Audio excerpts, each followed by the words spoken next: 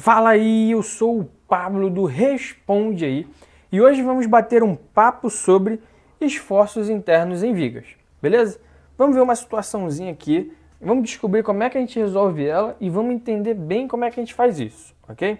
Imagina aqui ó, a seguinte situação, você tem lá uma barrinha, eu coloquei aqui ó, um trecho A, um trecho B, um trecho C, né? Um trecho AB e um trecho BC, falei que cada trecho tem 1 metro, coloquei uma carga distribuída de 10 kN por metro e uma carga concentrada de 20 kN por metro.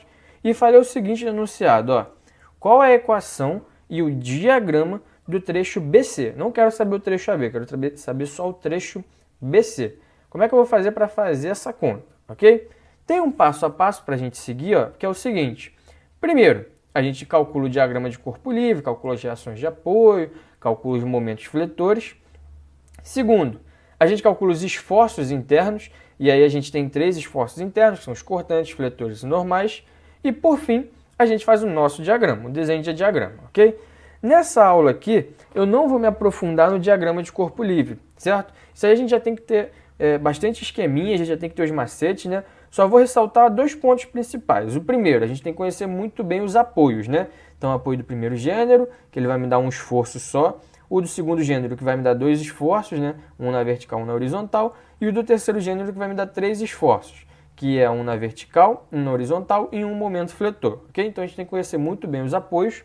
E, além disso, para a gente calcular o diagrama de corpo livre, a gente tem que fazer somatório de forças em X, somatório de forças em Y e o somatório de momentos, todos eles, né, igual a zero. Então, se eu juntar, né, o meu conhecimento de apoios com o meu conhecimento de somatório de equilíbrio, de somatório de forças, né, que me dá o equilíbrio, eu faço as contas para o diagrama de corpo livre. Mas nessa aula eu vou me atentar aos esforços internos e ao diagrama, tá? São 2 pontos muito importantes que a gente vai ter que estar estudando, ok? Então vamos lá. Primeira coisa, como é que eu vou calcular os meus esforços internos? Você vai fazer um diagrama e vai cortar o trecho que você quer calcular. Como assim? Ó? Esse diagrama aqui é exatamente o diagrama que a gente queria calcular, né? Então, ó, fazendo lá o equilíbrio de forças, somatório de forças e trocando o apoio, eu calculei que o esforço vertical era de 40 kN, que o meu momento, né, era de 40 kN vezes metros, e esse vermelho aqui é o carregamento que eu tinha já, né, o 10 e o 20. O que eu falei que eu queria calcular no enunciado? Eu queria calcular o trecho BC, então eu cortei o trecho BC, ó. Fiz um corte aqui no meu trecho BC, tanto que eu não tenho mais a parte C. O que sobrou? As reações que eu já tinha do trecho AB, sobrou aqui ainda um pedaço, né, da distribuída de 10, e como a minha carga de 20 está no ponto B, ela não foi retirada da conta, né? Se por acaso ela estivesse no ponto C, quando eu cortasse esse trecho, a carga de 20 ia sair, beleza? Como é que eu sei que eu tenho que fazer esse cortante aqui para baixo e esse momento fletor aqui para cima? É só você lembrar da nossa regrinha cortante fletor normal. Como assim? Ó? Quando eu arrancar um pedaço do meu lado esquerdo da figura, eu vou fazer o cortante para cima, o fletor nessa direção e o normal nessa direção. Lembrando que eu não coloquei normal porque eu não tenho carga horizontal, tá? Quando eu fizer um corte do outro lado da viga, do lado direito da minha viga, cortante vai para baixo, fletor fica nesse sentido e o normal fica para a direita.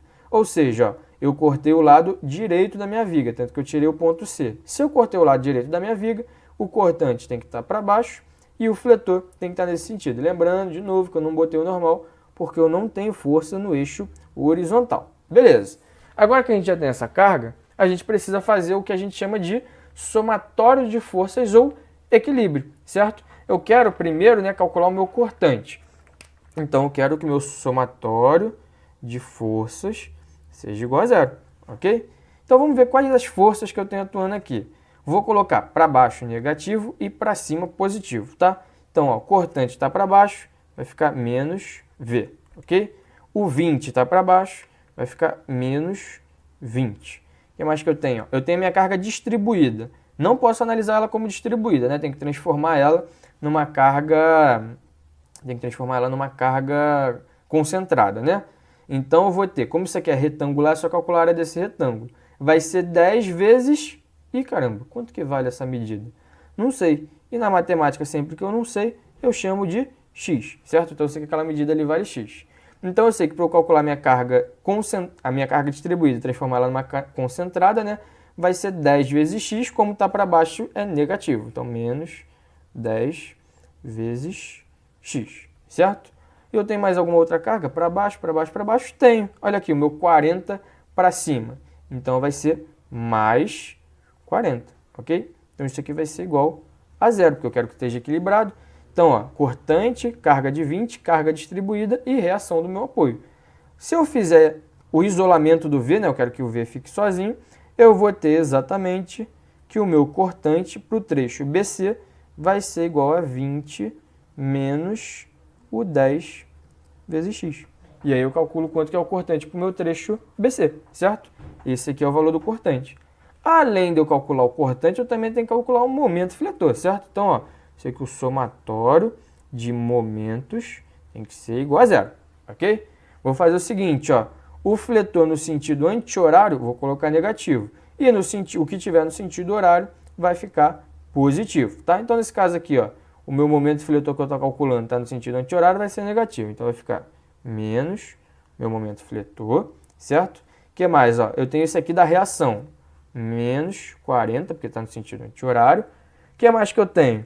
Tenho a minha carga concentrada, certo? Beleza, eu tenho que calcular o momento todo em relação a esse ponto, né? Então, como esses dois momentos estão diretos, eu levo eles diretos.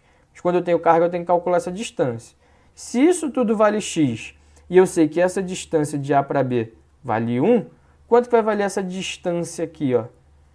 Até chegar lá no meu cortante, ó. Essa distância vai valer exatamente x, que é o total, menos 1 do trecho AB. E eu calculo quanto que vale essa distância. Esse 20 aqui está produzindo momento no sentido anti-horário. Se o momento está no sentido anti-horário, então é menos 20 que multiplica x menos 1, que é aquela distância ali, certo? Também tem minha carga distribuída, né? Para eu calcular a carga distribuída, eu faço a área da carga, e aí eu calculo uma carga concentrada, e depois eu faço a distância da carga concentrada até o ponto que eu estou calculando o fletor. Ou seja, nesse caso também, ó, a carga distribuída, ó, sentido anti-horário. Então vai ser menos 10 vezes x, calculei a área, que é a carga concentrada. Se isso tudo vale x, a distância vai ser a metade disso. Então, vezes x sobre 2. Lembrando que isso aqui é para o caso de ser uma carga retangular, certo? A carga triangular tem umas regrinhas lá de 1/3, que na teoria de esforços internos mesmo, né? Esforços internos em vigas, a gente consegue calcular, ver como que faz para calcular esse 1/3 e 2/3 em relação ao ponto que eu estou calculando no momento fletor, ok? Então, eu tenho menos 10 vezes x sobre 2. Então, calculei tudo, está faltando esse 40. Ó. Só que esse 40 é no sentido horário, então vai ser positivo. Então, vai ser mais 40 vezes x. Como eu quero que isso esteja equilibrado, isso tem que ser igual a zero. Beleza? O que é importante eu ver disso? Já que eu já calculei a fórmula, eu só tenho que isolar o meu momento, né? Então, se eu fizer aqui a multiplicação 20 vezes x, 20 vezes menos 1, lembrando que tem sinal, né? Aqui vai dar x ao quadrado. Se eu colocar tudo isolado e isolar o meu m positivo, eu vou ter, então, que o meu momento fletor vai ser igual a menos 5x ao quadrado mais 20x menos 20. Então, eu tenho aqui, ó, essa é a fórmula do meu cortante para o trecho que eu estou calculando, né? Que é o trecho BC. E essa é a fórmula do meu momento fletor, também em relação ao trecho BC, ok? O que significa eu estar falando que é em relação ao trecho BC? Essas fórmulas só vão valer para o trecho que eu fizer 1 menor que x menor que 2. Então, só vai valer para esse trecho, porque eu estou falando que ele está começando do 1 e está indo até o 2, ok? Então, a gente tem que tomar cuidado, porque essas fórmulas não valem para o trecho AB, só para o trecho BC. Para eu calcular do trecho AB, eu tenho que fazer o mesmo esquema, né? Eu vou fazer um cortezinho aqui, vou fazer o equilíbrio e vou calcular a minha fórmula. Mas, nesse caso, a gente quer saber só para o trecho BC. Beleza, então já temos as fórmulas, então já cumprimos um dos problemas que a nossa situação queria, né? Ele queria tanto as equações quanto o diagrama. Então, as equações estão feitas. Vamos ver como que a gente faz os diagramas. Primeiro, a gente vai olhar o diagrama do cortante. A gente já viu, ó, que a nossa fórmula é essa aqui, V igual a 20 menos 10x, para o trecho x, 1 e 2. Para isso, para a gente resolver ele agora, a gente vai fazer x igual a 1 e x igual a 2. Então, ó, x igual a 1 e também x igual a 2. Se a gente substituir x igual a 1 lá na nossa fórmula, a gente acha que o nosso cortante vai ser igual a 10. E se a gente substituir x igual a 2 na nossa fórmula, vai dar 20 menos 20. A gente acha que o nosso cortante é igual a 0. Ok? Então, o que a gente vai ter? Ó? A gente tem um diagrama de cortante pelo nosso eixo x. Ok? A gente sabe que está limitado ó, de 1 a 2, mas eu vi, ó, em x igual a 1, eu vou ter um cortante positivo, né, de 10. Então, aqui ó, vai estar o nosso cortante positivo, que vale 10. Então, eu sei que meu diagrama começa aqui. E quando estiver lá no ponto 2, ó, o meu cortante vale 0. Então, eu sei que meu cortante termina aqui. E como a minha equação é uma equação do primeiro grau, vai ser uma reta, certo? Então, eu sei que eu tenho que ligar aqui ó, o ponto 1 e o ponto 2 através ó, de uma reta. Então, esse aí é o diagrama do meu cortante no trecho de 1 até 2. Ou, como a gente viu lá no nosso enunciado, no trecho BC. Eu não sei como é o trecho AB, porque eu não calculei as equações dele, ok? Então, esse aqui é o nosso diagrama de cortante, lembrando que para cima é positivo e para baixo é negativo, beleza? Outra coisa que a gente precisa saber é o diagrama do momento fletor.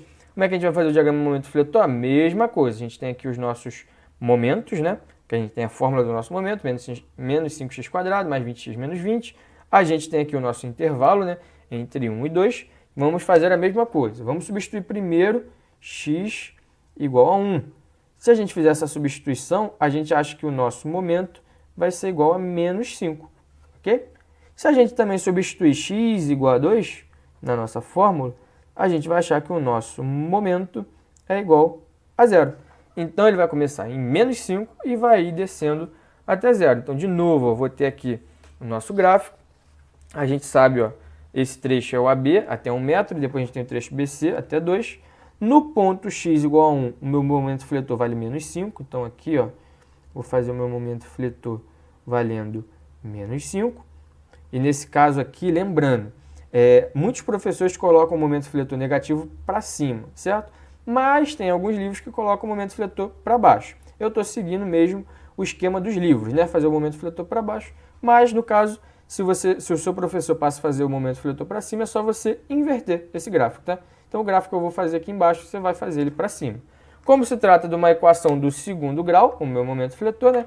Basta que eu faça ó, uma parábola ou uma semiparábola que vai terminar lá no zero. Lembrando que, nesse caso, o meu momento fletor vai ser negativo. Ele vai começar no menos 5 e vai até o zero, porque eu estou analisando, né, nesse caso, só o trecho BC, tá? Não estou analisando o trecho AB, beleza? E aí eu consigo calcular o meu momento fletor. Como a gente viu que a nossa barra lá era engastada, né? Então a nossa barra, ela tinha esse formato aqui. Deixa eu colocar aqui um espacinho que seja legal. Aqui, ó. Aqui. Então, ó, a nossa barra era assim. E como aqui na ponta não tinha nenhum momento fletor sendo marcado, é razoável que a gente veja que nesse ponto o meu cortante é 0, porque eu não tinha nenhuma carga concentrada no ponto C, e também não tinha nenhum momento fletor concentrado no ponto C. Ou seja, faz sentido que aqui no 2 metros o meu momento fletor seja 0, assim como a gente viu lá no gráfico cortante, que aqui no 2 metros o nosso cortante também era 0. Então, o nosso gráfico está sendo razoável no final. Como a gente não sabe o início, a gente não tem como ver se ele está razoável ou não. Mas, se você fizer a conta do início, ele vai ter que dar, aqui a gente sabe que tem um momento concentrado, né, de 40, que é a reação da parede. Então, se a gente calcular o momento fletor aqui no início, tem que dar 40. Assim como o cortante, né, a gente viu que a reação do apoio também era 40. Se a gente fizer o trecho AB, a gente tem que achar que aqui no início também vai dar 40. Beleza? E aí, esse vídeo te ajudou? Responde aí!